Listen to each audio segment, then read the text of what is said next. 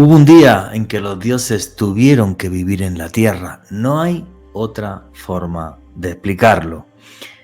Tuvieron que vivir dioses y tuvieron que vivir gigantes.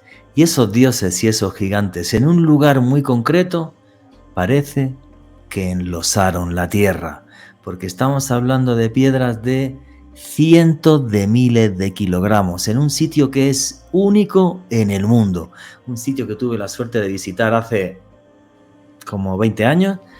Un sitio que ahora es complicado de ir a visitar porque la zona, la verdad, que está sumergida en pleno conflicto, y es un país hermosísimo. Y aparte de ser un país tremendamente hermoso, donde la magia del mundo fenicio sigue viva, es un sitio que muestra uno de los mayores enigmas arqueológicos de la historia. Me estoy refiriendo al país de Líbano y en concreto a la zona arqueológica de Baalbek. Una zona arqueológica donde podemos ver 3 templos romanos y además en uno de ellos, el templo de Júpiter Capitolino, donde podemos ver algunas de las columnas más altas que se hicieron en la antigüedad, está hecho sobre una terraza que muchos defienden, yo también, que no la hicieron los romanos, porque los romanos jamás construyeron así. Repito, piedras de cientos de miles de kilos. Hay 3 de ellas que pesan 750.000 kilos cada una, y ni siquiera se ha hecho un estudio en condiciones, porque hay otras bajo las terrazas de piedra que podrían ser igual de grandes o más, pero no lo sabemos. ¿Por qué hubo un tiempo en la Tierra en la que los hombres movían las piedras de grandísimo peso como si eso no les importara, como si eso no supusiera ningún esfuerzo? Eso es el gran misterio de la estructura imposible de Baalbek, la ciudad del dios Baal, un sitio que luego se consagró en tiempos de Roma y que antes de los romanos estaba repleto de historias oscuras que ahora les contaremos. Una historia que nos lleva a conocer una humanidad, un mundo antes de nuestro mundo. Saludos, familia del misterio. Mi nombre es Juan Jesús Vallejo. Los que queráis seguirme en redes sociales, mi Twitter es @JuanGVallejo, Juan J. E. Vallejo. En Instagram y en Facebook, Juan Jesús Vallejo. Y esto es otro podcast de Oculto tras la sombra. Y aquí lo que hacemos es periodismo de misterio. Nosotros os ponemos los hechos encima de la mesa y vosotros decidís qué hay detrás y qué no. Sabéis que hago viajes de autor. Dentro de muy poquito, la segunda quincena del mes de abril, el Camino de Santiago, la magia de los templarios y demás. Juraría que quedan 2 plazas. Y del 20 al 30 de mayo hacemos Turquía. Iremos hasta los templos de Göbekli Tepe, los más antiguos del mundo, de la humanidad, con 10.000 años de antigüedad, y ahí juraría que igual me quedan 2 o máximo 3 plazas, por si alguien se anima a vivir el misterio, que eso os aseguro que es de las cosas más hermosas que podemos hacer los seres humanos. Y arrancamos ya sin más dilación. Alejandro Bernal, amigo, compañero, ¿cómo estás? Muy bien, Juanje, un saludo para ti, para Miguel, nuestro invitado de excepción de este podcast aquí en Oculto tras la sombra, y un saludo enorme para todas las personas que nos acompañan. Ya sabes que si disfrutas este contenido te invitamos a que le des pulgar arriba y que lo compartas, porque eso le ayuda mucho a Juanje. Y en esta oportunidad hablando sobre uno de los hallazgos arqueológicos que a mí siempre más me ha fascinado, Juanje, cuando alguna vez te escuché por primera vez que me hablabas sobre cómo te habías encontrado estas piedras en Baalbek, cómo dentro de un pasado muy remoto, quizás con una tecnología muy exótica de la cual no comprendamos nada, o quizás con la injerencia de otro tipo de conocimiento, se podían mover piedras de tal cantidad de toneladas. Y hoy es un podcast muy especial, Juanje, Miguel y espectadores, porque vamos a estar viendo imágenes, vamos a estar comentando, vamos a estar analizando, así que yo creo que va a ser un podcast imperdible. Y el que ha estado en Baalbek, que además hace poco estuvo en Noche de Misterio, por cierto, el podcast de Noche de Misterio que hizo Miguel Labrador se llama Las Piedras de los Dioses, tiene ya más de 100.000 reproducciones, por si os animáis también a escucharlo. Bueno, pues el que ha estado no hace tanto tiempo como yo, que soy un abuelo cebolleta ya, en Baalbek, y hasta hoy nos va a traer un montón de imágenes y de fotografías, es nuestro amigo Miguel Labrador. ¿Qué hay, Miguel? Buenas noches, ¿cómo estás? ¿Qué tal? Pues nada, buenas noches y la verdad es que encantado de volver a estar con vosotros, que me lo pasé genial en ese programa y bueno, pues yo encantado. Yo cuando quieras volvemos porque la verdad que es un disfrute y ya digo, hay tantos temas, ¿no?, misteriosos y que por ejemplo, este a mí me sorprende que sea tan desconocido, ¿no? Y afortunadamente, Juanje, tú que has viajado incluso más que yo, ¿no? Pues es una suerte porque no todo el mundo conoce ese sitio, ¿no? Y cuando empiezas a contar un poquito, la gente le sorprende, ¿no? De que cómo no es posible que ese sitio esté más a mano del conocimiento de la población general, ¿no? Entonces, bueno, son cosas que a mí me hacen ilusión de dar a conocer porque ahora verán los seguidores de vuestro canal que es sorprendente y que tiene vamos, 1000 misterios por resolver y que está claro que no todo está dicho y cuanto más nos vamos hacia atrás en el tiempo, todavía nos encontramos con mucho más misterios, así que encantado. No, muchísimas gracias, Miguel. Aquí el tema es el siguiente, efectivamente. Ahora buceamos en la historia de Baalbek. Yo creo que Baalbek se conoce relativamente poco porque el Líbano es un país que de las últimas décadas ha tenido una infinidad de conflictos tremenda. Porque no solo Baalbek, el entorno, el Valle de la Bekaa es una auténtica maravilla, Saida es una maravilla, el castillo romano de Saida es increíble, lo diré, no sé si estuviste en Tiro y sí, viste donde corrían las cuadrigas romanas, que no me sale el nombre, el hipódromo romano. El hipódromo romano, que es una auténtica maravilla. La Yebeil, la antigua Biblos, que tiene todavía unas pequeñas ruinas fenicias. O sea, Líbano es una maravilla. Y yo que hago viajes de autor, me encantaría hacer uno, pero sé que a la gente no le da miedo, no lo voy a vender. Ahora no se puede ir, quizás dentro de un tiempo se pueda ir. Pero no me atrevo a hacer un viaje de autor porque sé que la gente le va a dar miedo, que es una pena porque es un país maravilloso y la gente allí es súper agradable, pero sí es verdad que es un país enfrascado en un conflicto, sobre todo étnico-religioso, bastante importante, y eso no tiene pinta de que vaya a cambiar también a corto plazo. Pero bueno, olvidémonos de la política, se lo dejamos a los políticos que no nos interesa y metámonos de cabeza en Baalbek. Si quieres, pongo las imágenes que nos han mandado. Ahí está. Y le voy diciendo a Alejandro Bernal y Alejandro Bernal las va a ir pasando. ¿Esta imagen qué es, Miguel? Bueno, eso está hecho encima de lo que tú decías, ¿no? Yo creo que a nivel de misterio, si no lo que más, pues es de lo que más sorprende, ¿no? Que es ese famoso trilitón, ¿no?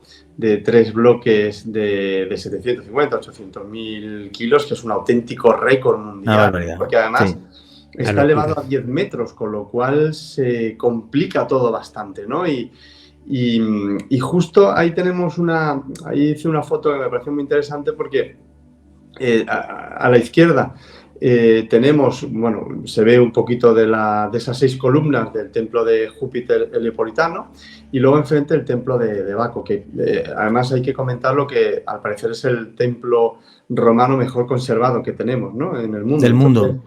Entonces, la verdad es que, por ejemplo, si ahí lo vemos en lo que es Baalbek, el templo de Baco, que en cualquier otro sitio sería una enormidad, aquí es algo pequeñito, ¿no? Es algo como casi insignificante, ¿no? Es curioso, ¿no? Que todo está hecho a lo grande, por eso lo llaman la ciudad de los gigantes, ¿no? Porque todo está hecho a una escala que como bien decías antes, sí que es cierto que esos templos son romanos, no hay ninguna duda de eso. Ninguna duda. Pero sobre lo que ellos construyen, que en mi opinión también, ahí coincidimos también una vez más, creo que no es romano, creo que no es griego, eso en mi opinión, sería muy anterior, luego lo iremos comentando.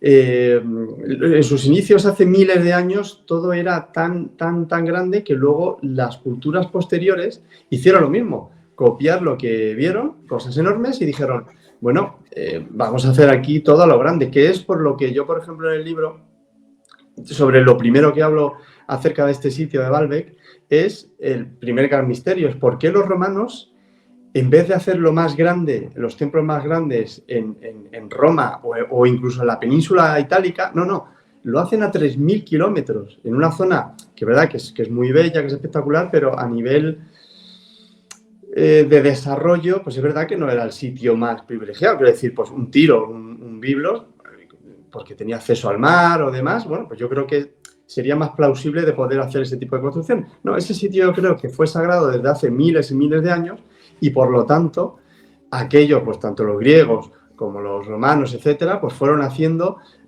algo sagrado porque ellos entendían que ese sitio sin duda era especial y ya digo que está todo hecho a lo grande. Bueno, pon la siguiente imagen, Alejandro. Yo quería comentar varias cosas. Vale, quieto parado ahí. Quería comentar varias cosas respecto a Baalbek. Efectivamente. A ver, ahí, repito, lo que vamos a ver son 3 templos romanos. La foto anterior, Miguel Labrador estaba desde el templo de Júpiter y estaba mirando el templo de Dios Baco. El templo del Dios Baco se conserva espectacular.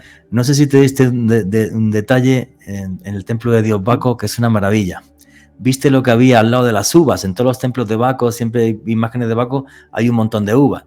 Pero en el templo del dios Baco de Baalbek, además de uvas, hay otra cosa. ¿Lo viste o no? Yo recuerdo que había, pero como así tirado la cabeza de un león y tal, pero no creo que vayas tú por ahí, o sea que no. No, además de las uvas, en los frisos hay uvas y amapola de opio. Ah, sí, pues eso sí que no tenía ni idea. Yo la fotografié, me las estoy enseñando, sí. O sea, en ese templo del dios Baco, además de vino, tomaban otras cositas. En fin, no digamos mucho, vaya que me desmoneticen el vídeo, que soy un experto en eso. Pero efectivamente, además de las uvas, había amapola, que yo me quedé en shock cuando lo vi. Curioso, sí. Sí, había amapola. Entonces, a ver, hay 3 templos romanos y el gran misterio, desde mi punto de vista, es esta foto que tenemos acá. El templo de Júpiter está construido sobre una terraza de piedra, pero con unas piedras hipergigantescas, está hecho encima de esa terraza. Y muchos somos los que defendemos, como es el caso de Miguel y un servidor, que realmente la terraza es anterior al tiempo de Roma, que los romanos se encontraron con un lugar que era sagrado y pusieron sus templos encima. ¿Esto es algo nuevo en la historia? No. Donde había una mezquita se hicieron las catedrales, donde había un templo se puso otro. O sea, los lugares que eran sagrados, pues simplemente el conquistador que llegaba los volvía a sacralizar en función de sus ritos.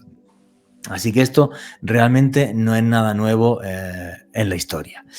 Entonces, una cosa súper, hiper, mega loca. Eso que estáis viendo ahí, que es la terraza del templo de Júpiter, que se conservan algunas columnas que están al otro lado, que son gigantescas, además son grandísimas. Ahí, aunque no lo estéis viendo bien, justo encima de la reja, hay 3 piedras que pesan más de 750.000 kilos cada una.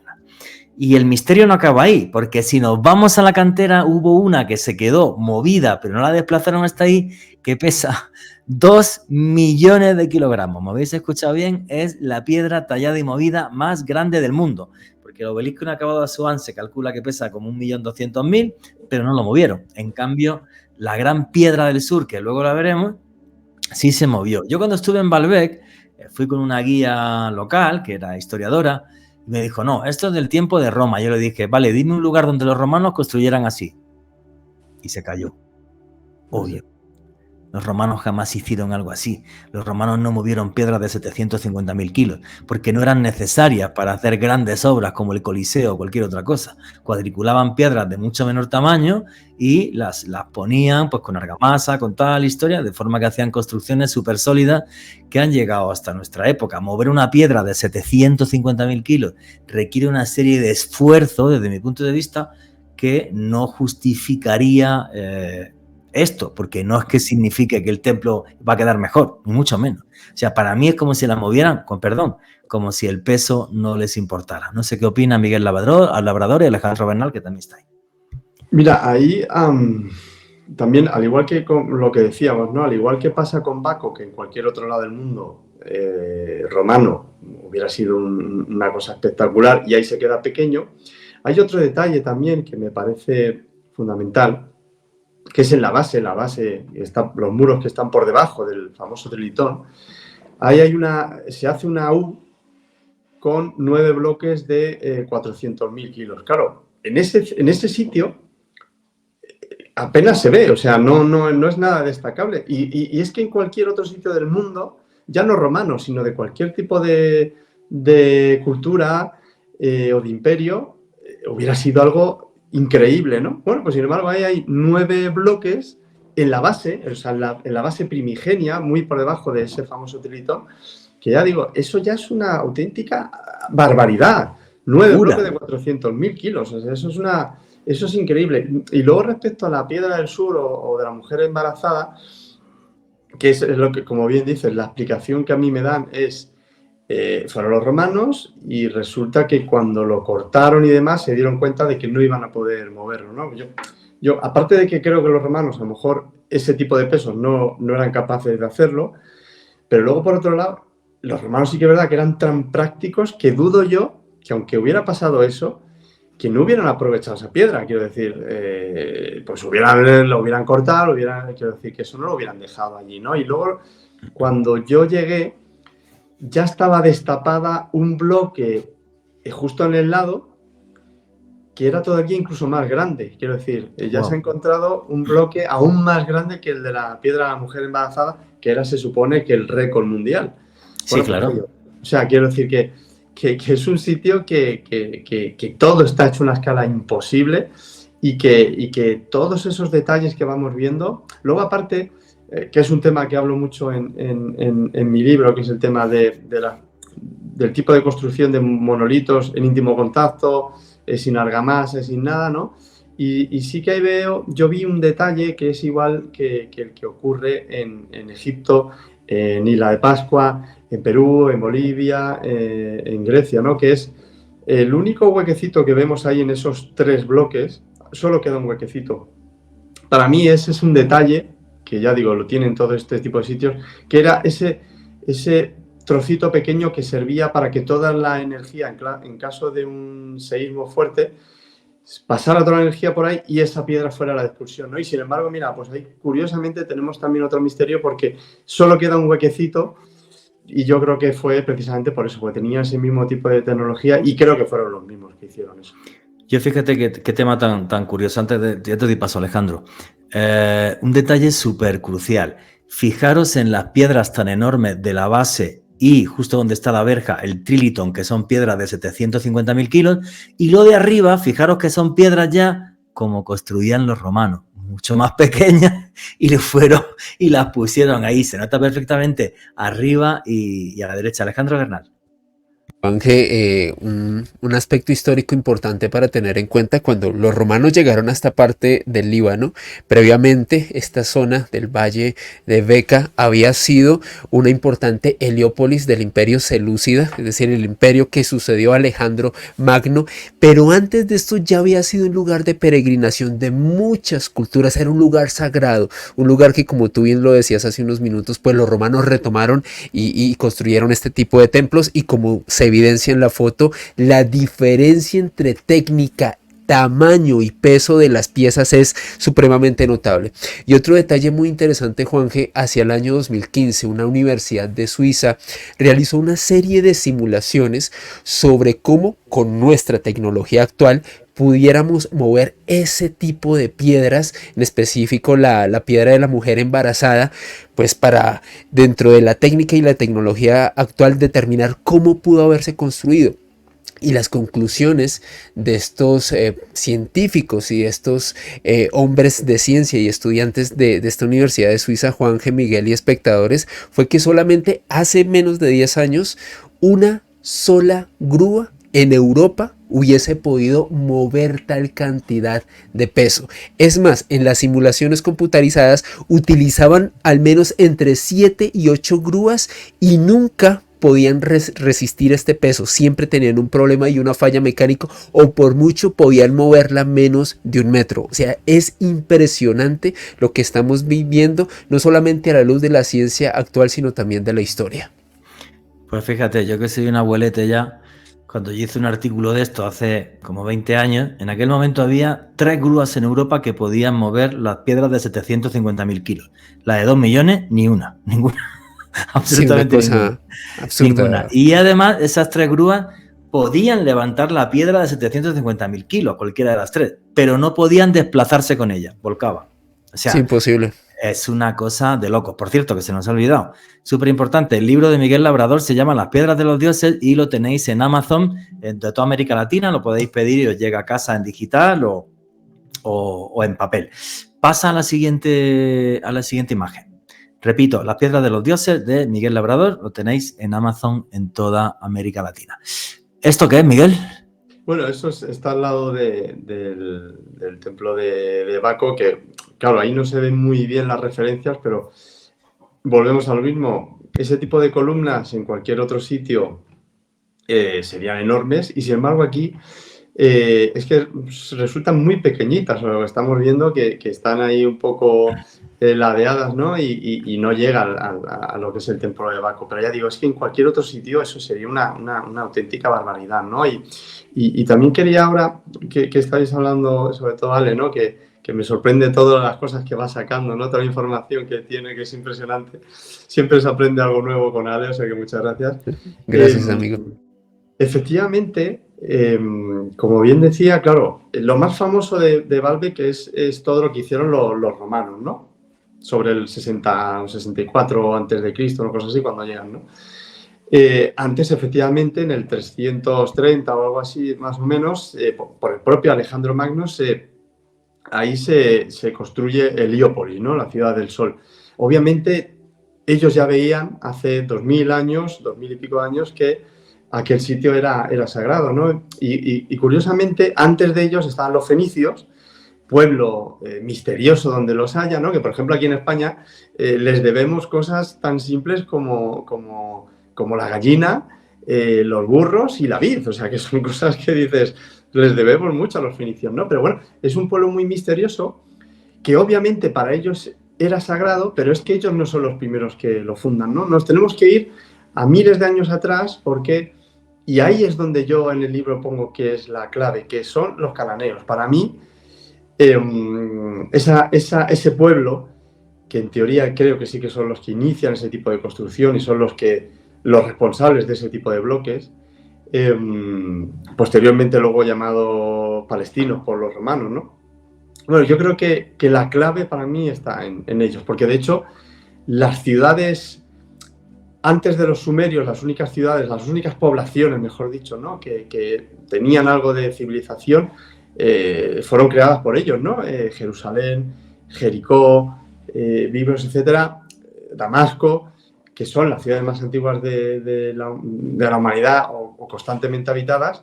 Bueno, ellos fueron los responsables, ¿no? Y aunque a mí me falta todavía bastante conocimiento es uno de los trabajos que tengo que hacer a través de sobre todo conocer el tema de los cananeos, yo creo que por ahí iría un poco la responsabilidad real o de inicios de que aquel fuera un sitio sagrado por este pueblo. Pasa a la siguiente imagen, Alejandro, por favor.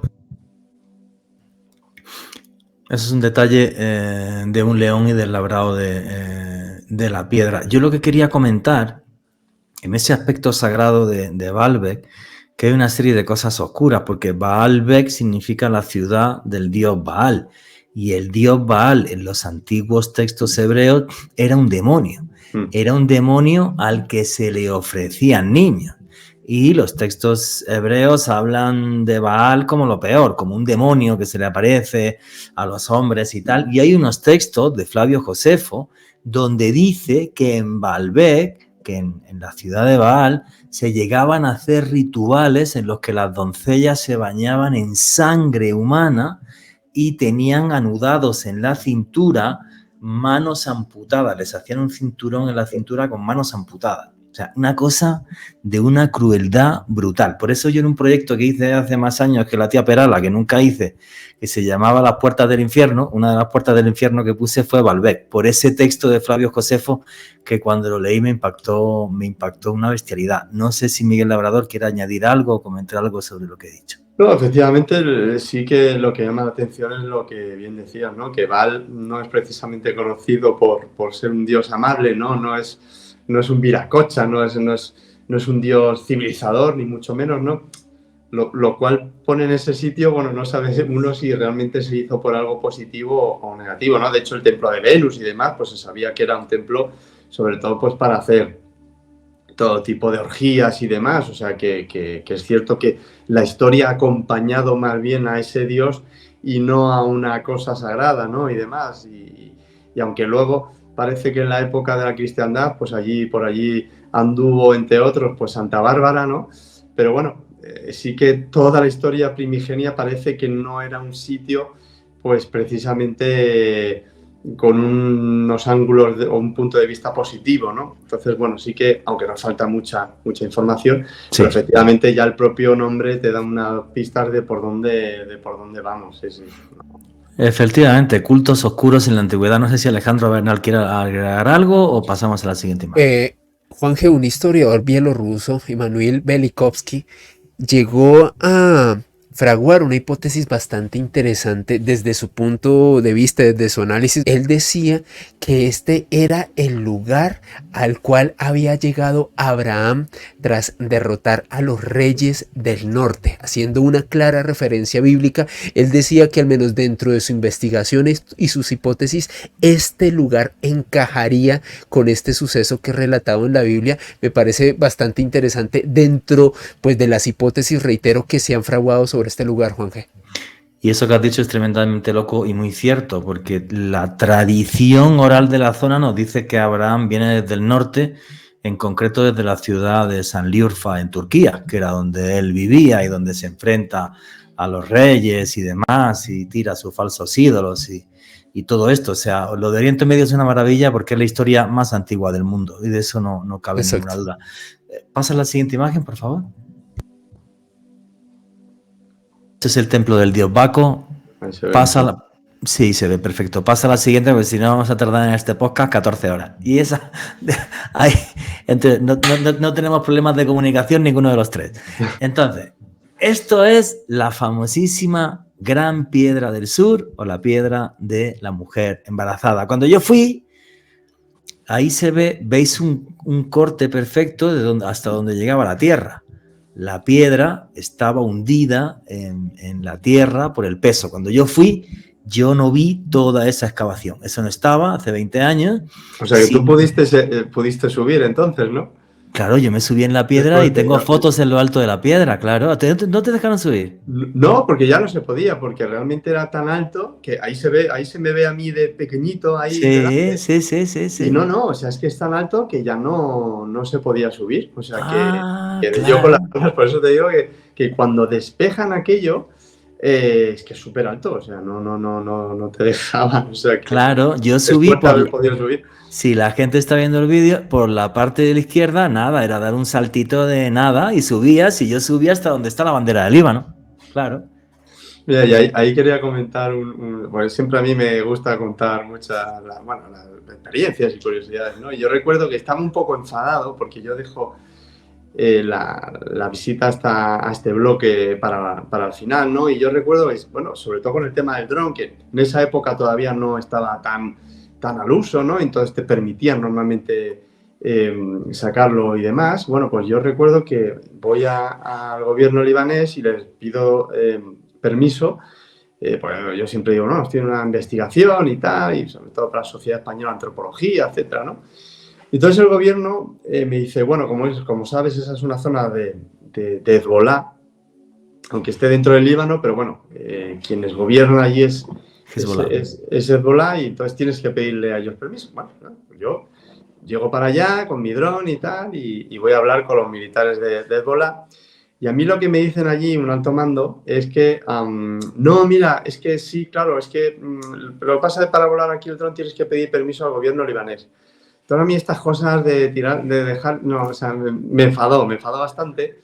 Y entonces, ¿qué es lo que pasa? Digo, mira, ¿sabes el qué? Yo suelo respetar mucho las normas, pero cuando me fastidian estas cosas que veo, que considero injustas, digo, si yo no voy a hacerle daño a nadie, no hay...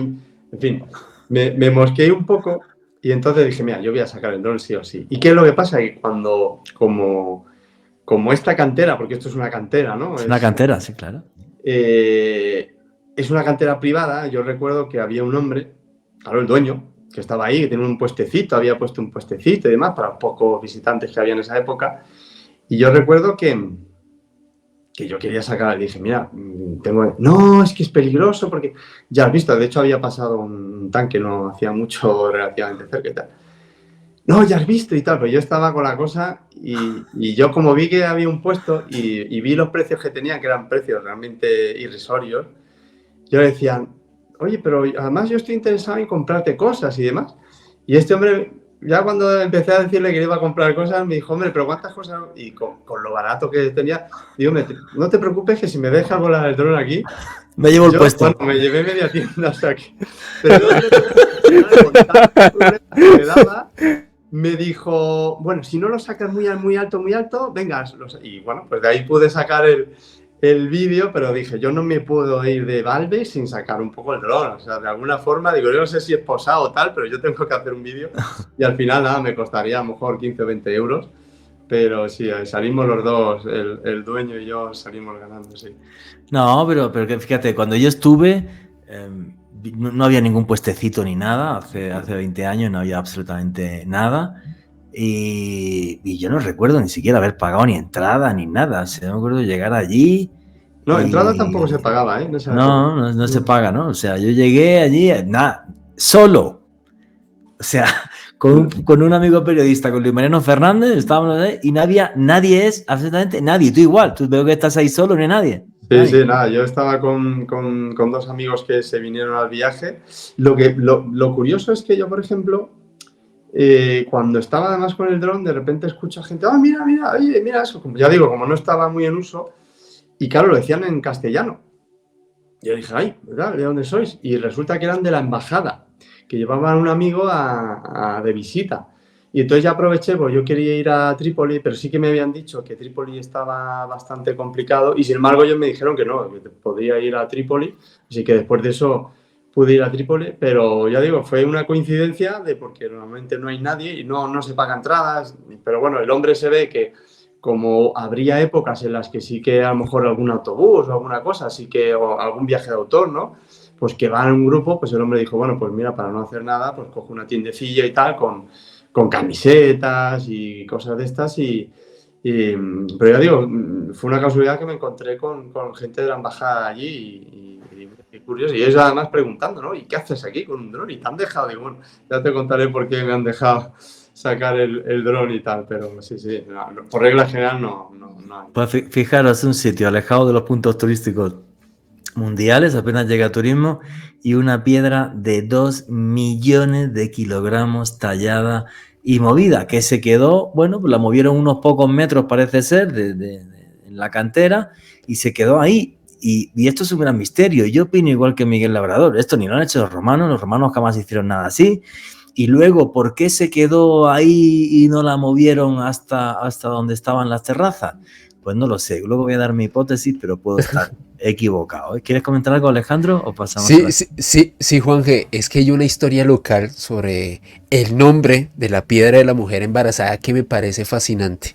De acuerdo a las tradiciones de esta zona del Líbano, hace miles de años apareció entre el pueblo que habitaba en esta zona una mujer muy extraña que estaba embarazada y que les prometió a estos pobladores que ella sería capaz de mover esta piedra si le permitían nacer a su hijo en esta zona. Esta mujer pues tenía como muchos encantos, mucho poder de convencimiento. En efecto, los pobladores le permitieron que diera a luz en este lugar. Luego esta mujer desaparece repentinamente sin dejar un solo rastro y los pobladores le atribuían a la irrupción de esta mujer como si hubiese sido un jinn, un genio, uno de estos demonios dentro de la mitología preislámica que los hubiese engañado pues para permitir en este caso engendrar un demonio que estuviese habitando por esta zona. Y otra de las explicaciones o de las teorías sobre por qué se le dice la piedra de la mujer embarazada a Juanje, Miguel y espectadores es que también se comenta que hace miles de años los pobladores de esta zona del Líbano veían a esta gran piedra como una especie de monumento fálico que aumentaría la fertilidad de las mujeres de la zona, así que por ambas teorías es que se le denomina de esta forma, Juanje. Dios mío, pues si era un monumento fálico no me quiero imaginar cómo sería el sujeto que tenía eso entre las piernas. ¡Qué barbaridad! ¡Qué tamaño! En fin. Bueno, La siguiente imagen, después de la estupidez que he dicho. Esto ya lo hemos visto, pasa lo que es el templo de Dios Baco. Siguiente. Esto es la anterior. Bueno, Ahí. tanto esa como la siguiente, ese es el otro bloque que se ha encontrado que sería superior a la Piedra del Sur. Entonces, es verdad que ahí no se ve muy, muy bien, pero efectivamente cuando uno está ahí abajo, que fíjate, han hecho hasta como escalones y demás. Sí, unos escalones para... Me imagino que cuando lo fueran tallando irían haciendo esos escalones. No, eso eso es moderno, ¿eh? O sea, quiero decir que estaba completamente tapada, no se veía nada. Y nada. Cuando yo estuve, nada. Claro, no, eso estaba todo tapado. Y entonces, claro, realmente es más grande y las estimaciones que por lo menos se daban en la época en la que yo estuve, pues es que sería como unos 400, 500 mil kilos más que la otra piedra. O sea, es una barbaridad aquello. O sea, que por eso digo que es un sitio que va a seguir dando muchas sorpresas, porque es que si ya justo lo que más quería ver en Valve, que era esa piedra, claro, al conocer que había otra y que era superior, ya me dejó, vamos, totalmente loco. O sea, que madre mía, ¿aquí qué ha pasado? Y volvemos a lo mismo. Yo creo que es anterior a los romanos y también la dejaron ahí durante miles de años, porque también para tener esa cobertura, toda esa erosión, ¿no? Eso es porque han pasado muchos miles de años para poder tapar semejantes moles, ¿no? Entonces, a mí me parece que es una absoluta barbaridad y que no podemos saber a día de hoy ni quién, ni cómo, ni por qué, ni para qué, vamos. O sea, no, y una cosa que también es muy curiosa, Miguel, o sea, eso se ha excavado y las excavaciones tampoco han arrojado luz sobre quién talló las piedras, nada. No, yo por lo menos todas las veces que he preguntado y que he mirado no se sabe absolutamente nada. La respuesta oficial obviamente es la misma que la otra piedra. Los romanos, que es del tiempo de los romanos. Sí, o sea, es absurdo. Eso no varía, ¿no? Pero estamos en las mismas, ¿no? Que ya digo que amigos míos que conocen, yo soy experto en el Imperio Romano, ¿no? Pero gente que sí que lo es, sí que lo que me comentan es que primero que tuvieron ese error de vamos a hacer este bloque y luego resulta que no, eso es muy raro que los romanos lo hicieran. Y aunque hubiera pasado eso, insisto, los romanos por regla general, con lo prácticos que eran, oye, tener toda esa base de piedra, pues lo hubieran aprovechado. O sea, sí, claro, y luego, Miguel, o sea, poner cientos de personas a tallar durante meses para poder hacer eso, moverlo y dejarlo ahí, que moverlo es una bestialidad, pero una bestialidad. Y eso está a kilómetros, quiero decir, en la foto donde yo aparezco, ahí se ve las columnas del templo de Júpiter, pero eso está a kilómetros, quiero decir. Es que son kilómetros y luego ya veríamos dónde lo querían situar, si arriba o abajo, tal. O sea, quiero decir que volvemos a lo del otro día de los Moai, ¿no? Que una cosa es mover un bloque de 5.000 kilos con toda la facilidad del mundo, pero otra cosa es ponerse a bajar una montaña un bloque de 80.000 kilos. Pues se quieren dar las explicaciones que se quieran, a mí de lo me convencen en absoluto. Me parece impresionante esto que nos comenta Miguel, la posibilidad de que esa piedra sea incluso más pesada, y para mí claramente esa explicación oficial de que esto es romano, o sea, para mí no se sostiene por ningún lado. Claramente observando esto, entendiendo un poco de la historia del lugar y demás, Juanje, para mí claramente esto tiene otro origen, y como siempre, creo que esto es un argumento que utilizo mucho, lo utilicé en el programa en el que hicimos en Caracol y lo vuelvo a sostener acá. Yo no creo que alguien invierta tanto tiempo y esfuerzo en simplemente dejar algo ahí tirado, al menos desde nuestra óptica. Eso no tiene sentido, Juanje. No, y más los romanos, que eran la gente más práctica del mundo. O sea, para nada. Y luego aquí, en esta foto, lo que estamos viendo es la Gran Piedra del Sur a la derecha y a la izquierda la que dejaron, la que empezaron a tallar y que pesaría más aún. Sí, y ya digo, pero sí que parece ser que está completamente tallada. Lo que pasa es que está cubierta, o sea, decir que la piedra también estaría terminada. Y es verdad que hay, claro, precisamente como no se ve la profundidad, aunque sí que se ven las terrazas, ¿no? Donde la gente se puede sentar, y ya da un poco la ilusión de lo que puede ser de profundo, pero claro, al no estar descubierta, ¿no? realmente hasta que uno no está dentro y se baja por esas escaleras no le da esa impresión, ¿no? Porque parecería que es parecida, no, es bastante más grande o un buen porcentaje más grande que la Piedra del Sur, y ya digo, es que si una es una barbaridad, es que lo que se ha encontrado allí ya es imposible, o sea, es que es algo, ya digo, en el libro lo reflejo, solo está el monolito de Yanshan ahí en China, que es lo único que superaría a esto. ¿Hay un monolito en China que supera esto? Cuéntamelo Sí, todo. son 17.000 toneladas, que bueno, ahí ya digo, esto lo hablo en el libro y tal, que es una barbaridad. Yo no lo conozco, no. Yo lo reflejo, pero si los espectadores ponen Yanshan, el yacimiento, el monolito de Yanshan, ahí verán que este sería el récord, ¿no? Hasta hace poco era esta piedra, pero bueno, o sea, ya digo que afortunadamente en la historia vamos encontrando, cada año que pasa, vamos encontrando con sitios que van batiendo algo que parece increíble, que parece imposible.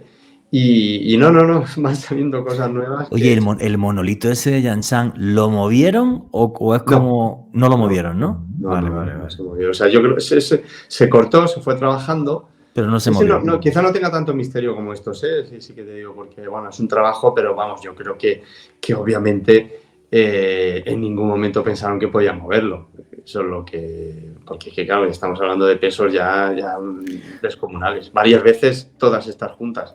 Pero fíjate qué locura, tío. Estas dos, una movida y la otra que quedó ahí, pero que también tenían intención de moverla. O sea, lo hacían y tenían cierta facilidad para poder moverlo. Si no, no hubieran hecho esta locura.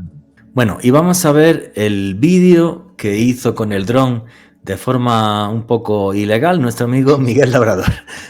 Miguel, ahí lo que estás haciendo es recorrer la base de la piedra, de la Gran Piedra del Sur. Exacto, ahí lo que aprovecho, pues como tú bien decías, ahí se ve toda la zona que estaba antes cubierta, que lo dejaron durante milenios, por así decirlo, tapado, Sí. y mira, pues ahí han hecho el hueco para que se vea completo el monolito, ¿no? Que es, ya digo, es increíble, es espectacular. Luego los trabajos, como vemos ahí, son posteriores. Y ya digo, porque eso es una cantera, toda esa zona, ¿no? Mira, ahí a la derecha vemos al dueño, justamente, con la tienda que comentaba antes. Y ya digo, pues es que es una pieza monumental. Y ahí justo se ve la que va a superar, bueno, la que ya ha superado desde hace mucho tiempo, ¿no? Pero claro, desgraciadamente está como falta todavía que la saquen, que ya digo, pues como eso es una parcela, es una zona privada, pues claro, yo no sé si este hombre va a tener posibilidad de poder quitar toda esa tierra. Y aparte, fíjate, esta parte de acá de la Piedra del Sur se ve la cantera perfectamente de haber sacado piedras también de gran tamaño. Es que además es eso, es que todo está lleno, o sea que no, esas dos son las que han podido quedar, pero ahí hay huecos casi igualmente grandes y que seguramente hayan sido extraídas. Eso te iba a decir, que si siguieran excavando y sacando a la luz la cantera, posiblemente veríamos cosas hasta más espectaculares, ¿no? Yo creo que sí, o sea, yo creo que por eso yo en mi libro pongo Baalbek, entre otros sitios, como en el segundo tema, en aquellos sitios que es probable que rompan otros paradigmas, ¿no? Ya hablamos en el anterior capítulo de Göbekli Tepe, de Caral, que son sitios que oficialmente rompen paradigmas, sí.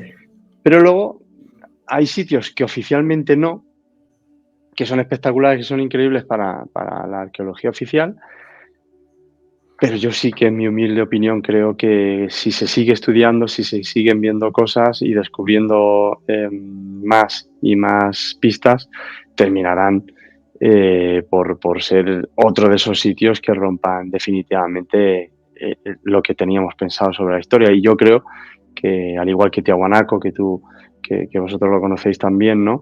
Pues, y Menorca también, yo creo que sería de esos sitios que conforme se vayan descubriendo cosas podrá pasar. Pero para mí yo empiezo con Baalbek. Empiezo con Baalbek porque para mí es uno de estos sitios que me sorprendió, como decía al principio, que no fuera conocida y el hecho de por qué tantas generaciones, por qué tantos pueblos eligieron ese sitio para que fuera sagrado, ¿no? Estando además lejos de sus orígenes, ¿no? Yo creo que evidentemente era por algo. Pues amigo, muchísimas gracias. Yo la verdad que me ha encantado este podcast porque he revivido mi viaje al Líbano, a esa tierra maravillosa que hoy día, por desgracia, está envuelta en conflictos y es muy complicado de visitar. Así que vamos ya con las conclusiones y el cierre de cada uno. Alejandro Bernal, amigo, tu conclusión y tu cierre. Juanje, yo creo que fue un podcast diferente pero maravilloso porque estuvimos examinando evidencia física, compartiendo las experiencias que tanto tú como Miguel vivieron en Baalbek, así que yo creo que este es un vestigio claramente de un conocimiento y de una técnica y una tecnología perdida. Podcast maravilloso para los que amamos los misterios de la historia, y me pueden seguir en redes sociales, en Twitter, Instagram y TikTok en @alebernalpress con @S. Miguel Labrador, amigo, tu conclusión y tu cierre. Pues mira, otro de los temas que a mí me dejó un poco impactado fue el tema en la terraza, ¿no? Donde están las columnas de Júpiter Heliopolitano, se encontró vestigios de vitrificación. Para hacer eso, ¿no? Pues se necesitan, yo no soy experto, pero creo que se necesitan como 1200 grados para poder conseguir aquello, ¿no? Yo eso de cómo ha salido en algún programa, que eran como lanzaderas y tal, bueno, yo hasta ese punto no lo creo. Pero aquello está ahí, quiero decir. Entonces, las gentes, no sé de qué época, tuvieron unas capacidades, al igual que hablábamos antes con el tamaño, la precisión de esos monolitos que rompen récords mundiales. Bueno, pues también la vitrificación que encontramos en otros lados igualmente de misteriosos, ahí está. Entonces, bueno, de alguna manera ellos consiguieron hacer o lograr esas temperaturas que a priori son imposibles en épocas pretéritas, con lo cual, ya digo, es un sitio en el que nos encontramos continuamente con vestigios imposibles y que demuestra que en años muy antiguos, bueno, pues había poblaciones que tenían unas capacidades increíbles y que hoy en día, como también comentabais con el tema de las uras y demás, pues fíjate si nos cuesta, ¿no? Y estamos en el 2024, estamos hablando de hace miles de años, ¿no? Ya digo que hay sitios en el mundo que son increíbles. Pues Miguel Labrador, muchísimas gracias. Lo primero, mi conclusión y mi cierre. No os perdáis el libro de Miguel Labrador, Las piedras de los dioses, donde están investigaciones tan fantásticas como estas que ha hecho. Pues le tengo que dar las gracias a Miguel por volar con la imaginación, aparte de mi pasado cuando era un aventurero y aquel viaje al Líbano, y sobre todo eso, ¿no? Ese último detalle incluso que comentaba Miguel Labrador, el hecho de que apareciera arena vitrificada cerca al templo de Júpiter, que hay escritores que lo han relacionado con una guerra nuclear o con que utilizaban rayos láser o con vainas. No tengo ni idea, pero esos restos están ahí. Que no tengan idea no significa que no sean un misterio tremendo. Y luego, después de ver que la piedra de Baalbek tiene mucho más misterio, al haberse excavado la cantera, pues pensar que a lo mejor lo que nos cuentan las leyendas era cierto, que hubo un tiempo en el que los gigantes habitaron la tierra, que hubo un tiempo en el que dioses y hombres caminaron juntos por la faz de la tierra. Quizás no hay otra forma de explicar esas obras que son dignas más de cíclopes que de personas humanas. Y nunca olviden que vivimos en un mundo mágico porque está repleto de misterio.